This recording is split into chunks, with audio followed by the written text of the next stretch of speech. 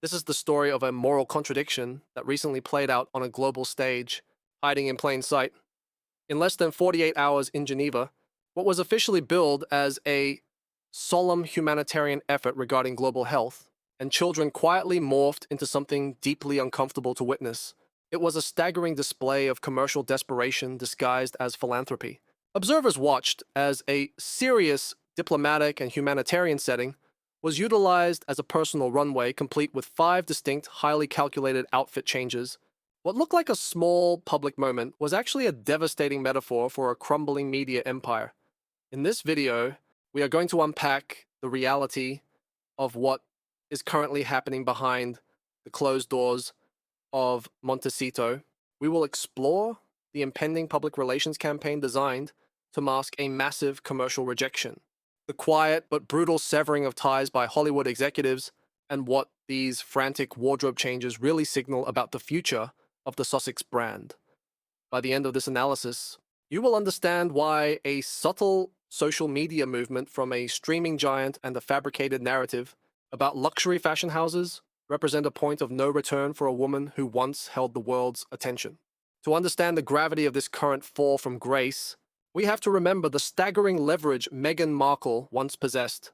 Just a few years ago, she occupied a position of unimaginable privilege and cultural power. During her royal tenure, the world's most elite fashion houses would have done almost anything to dress her. Her wedding gown was custom Givenchy. Her public appearances were global events that dictated trends for millions. She had the absolute backing of a 1,000-year-old institution, a built-in billionaire PR machine, and the adoration of a public eager to embrace a modern royal era. When she and Prince Harry walked away, they did so operating under the illusion that this immense power was entirely their own, something they could easily transplant to California and monetize into a billion-dollar independent lifestyle brand. But the reality of commercial Hollywood is brutally unforgiving, and the contrast between that golden era and her current reality is jarring. The first major rupture in this new chapter did not come from a tabloid scandal, but from a quiet, devastating shift in the corporate landscape. By the spring, it became undeniable that the grand Netflix experiment was collapsing. The streaming giant, which had once signed the couple to a massive, highly publicized overall deal, began to quietly signal a total withdrawal of support for her latest lifestyle venture. In the high-stakes world of Hollywood, communication is rarely overt. It is done through subtle social media signals that carry devastating deeper meaning. The ultimate visual humiliation came when Ted Sarandos, the CEO of Netflix, alongside Chief Content Officer Bela Bajaria, quietly unfollowed her lifestyle brand's Instagram account. In an industry where public association is currency, a coordinated unfollow from the top brass of your sole distributor is not a mistake. It is a public execution of a brand. What made this corporate rejection hit so hard was the devastating contrast of who Netflix chose to elevate instead. As Meghan's lifestyle project stalled and faced internal resistance, Netflix pivoted aggressively to champion Victoria Beckham, greenlighting a massive documentary series centered around her empire. Victoria Beckham effortlessly occupies the exact intersection of high fashion, luxury lifestyle, and global aspiration that Meghan has desperately sought to claim. To watch another British celebrity seamlessly secure the very institutional backing and lifestyle crown you believed was yours is a profound psychological blow. Isolated from the production slate and facing a massive internal PR crisis, a new pivot was required. Without a podcast, without a confirmed television series, and with a lifestyle brand struggling to launch, the only remaining currency was personal visibility. This is where the story changes, shifting from media production to the frantic monetization of self. Within the coming days, a very specific and highly choreographed narrative will be seeded into the media by her public relations team.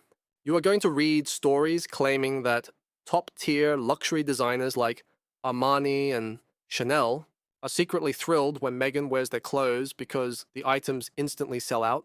However, this same narrative will carefully plant an excuse as to why she does not have an official contract. The story will claim that while these brands love the sales, they are too afraid to publicly support her because she is a polarizing figure. This is a masterclass in the weaponization of PR, designed to protect a fragile ego while explaining away a glaring commercial failure. But it is entirely fabricated.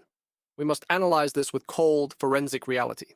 The global fashion industry is a ruthless multi-billion-dollar machine driven entirely by profit margins, not sentiment.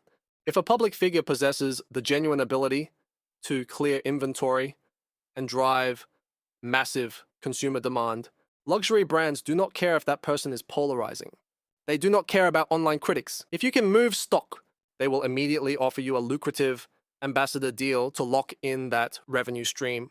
We see this tangible result constantly with Catherine, the Princess of Wales, whose blend of high street and designer choices causes immediate, trackable retail phenomena. The dark psychological truth behind this upcoming PR spin is that no luxury fashion house is supplying Meghan Markle with free clothing, let alone offering her a campaign. Despite the careful staging of her appearances, despite the subtle product placement of high-end accessories, she is purchasing these items herself. She is funding her own illusion of sponsorship. This brings us back to the ethical collapse in Geneva. When a former senior royal arrives at a World Health Organization event honoring children, the sole focus should be the cause. Instead, the public witnessed a meticulously planned fashion lookbook. 5 outfit changes for a brief trip is not standard protocol for a humanitarian envoy.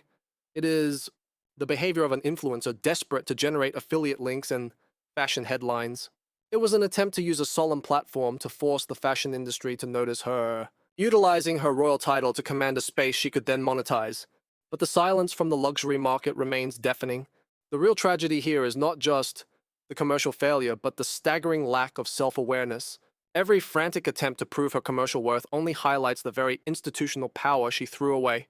She is now trapped in a cycle of staging moments that look important, hoping someone will pay her for the privilege.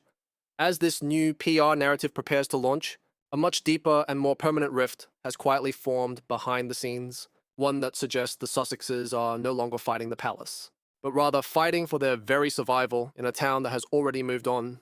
To fully grasp the magnitude of this shift, we must look at the silence that now surrounds them in California. In the immediate aftermath of their royal exit, Montecito was positioned as a sanctuary, a sun-drenched fortress where they could heal and build an empire on their own terms. But today, the silence echoing from those sprawling estates is not the sound of peace. It is the sound of strategic isolation. In Hollywood, silence is the ultimate verdict. The industry does not often issue press releases announcing your downfall. Instead, the phone simply stops ringing. The dinner invitations dry up. The streaming executives quietly remove you from their social media feeds. This is the brutal reality of a town that measures human worth exclusively by commercial viability and perceived proximity to power. This brings us to the profound psychological toll this commercial desperation is taking behind closed doors, particularly regarding the internal dynamics of the Sussex marriage. We must consider the position of Prince Harry. Here is a man who publicly stated he fled his home country and his family to escape the relentless glare of the media, to protect his peace, and to break a generational cycle of public suffering. Yet he now finds himself permanently tethered to a machine that requires constant, aggressive public visibility just to keep the lights on.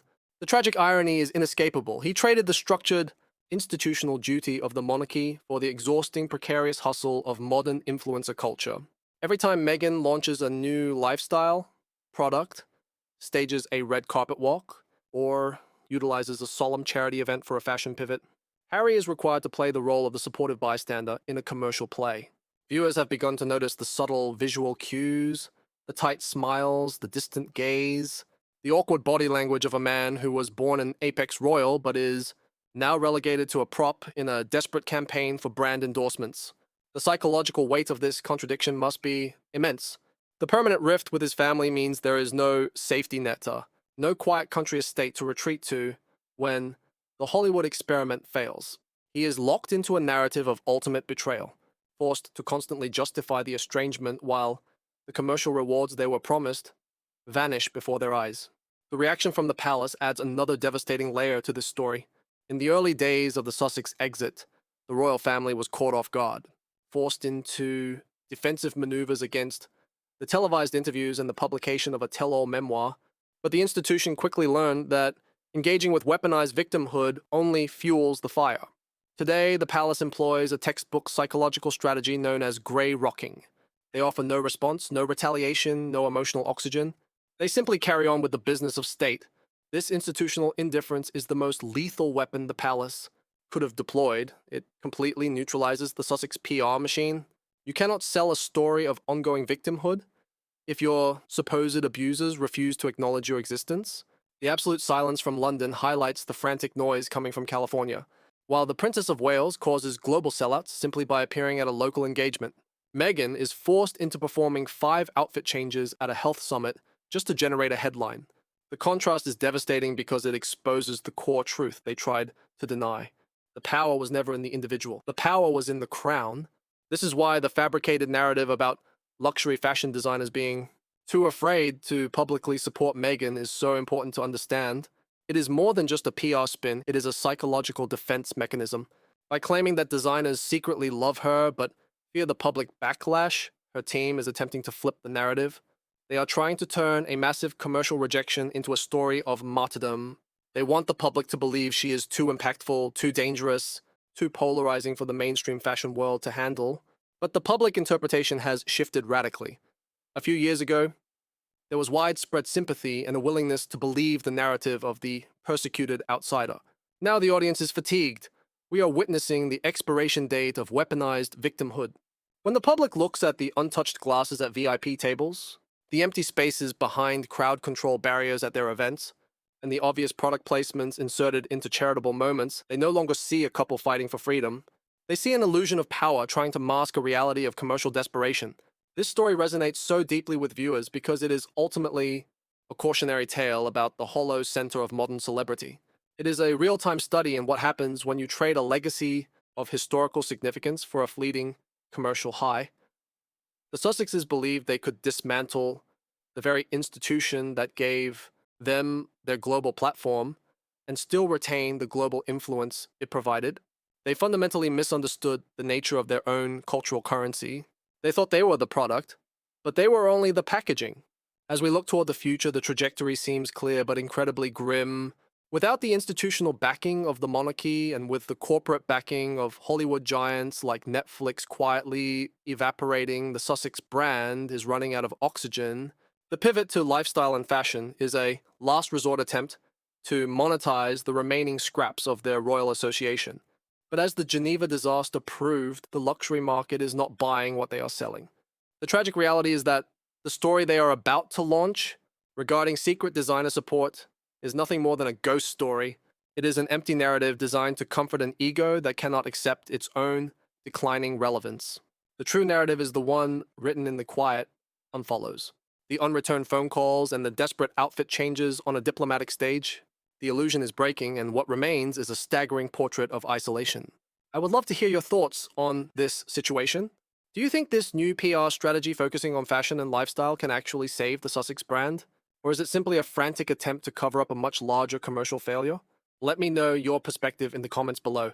If you appreciate this kind of deep analytical dive into the truth behind the headlines, please make sure to subscribe to the channel and hit the notification bell so you never miss an update. Thank you for watching, and I will see you in the next video.